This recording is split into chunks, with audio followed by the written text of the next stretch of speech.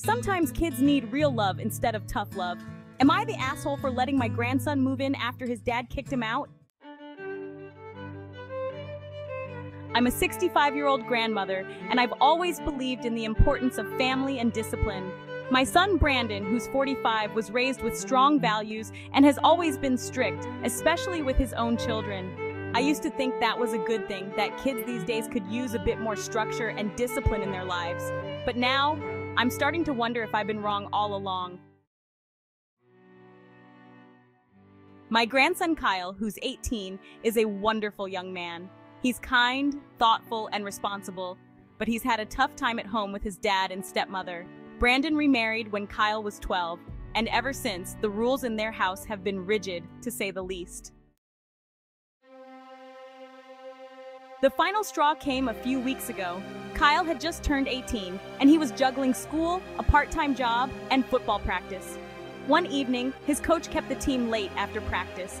When Kyle finally got home, he was exhausted, but still went straight to the kitchen to start on the dishes. His stepmother, Sarah, came home a few minutes later and saw that the dishes weren't finished. She blew up at Kyle, accusing him of being lazy and disrespectful.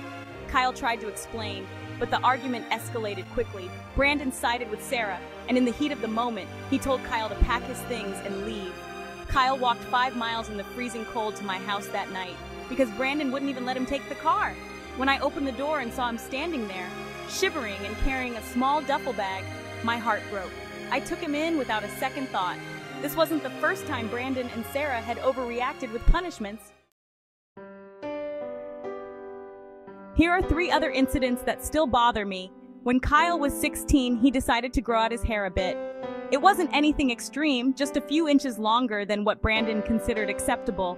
One day, Brandon came home and saw that Kyle hadn't cut his hair as ordered.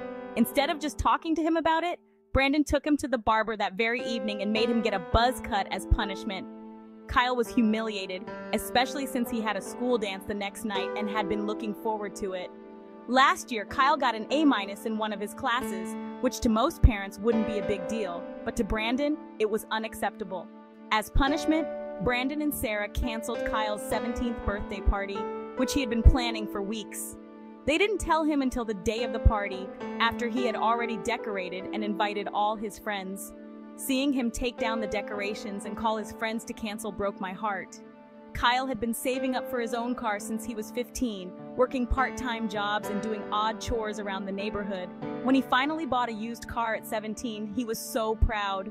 But Brandon decided that Kyle wasn't responsible enough to have the car at his disposal.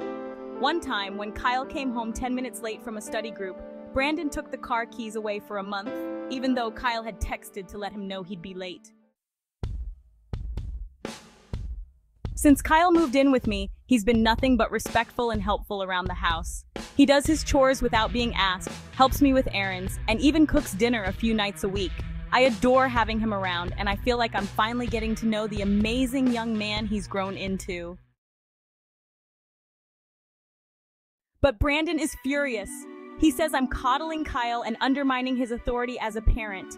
He thinks Kyle needs tough love to become a man, and that by letting him stay with me, I'm doing more harm than good. I'm torn. I love my son, but I can't stand the way he treats Kyle. I don't want to cause a rift in the family, but I also don't want to send Kyle back into a home where he's not appreciated and constantly punished for minor things. Brandon says I'm making Kyle soft, but I see it as giving him the love and support he needs to thrive. Am I the asshole for letting my grandson live with me? Should I have sent him back to his father's house to tough it out? Or am I right to give him a safe place to land?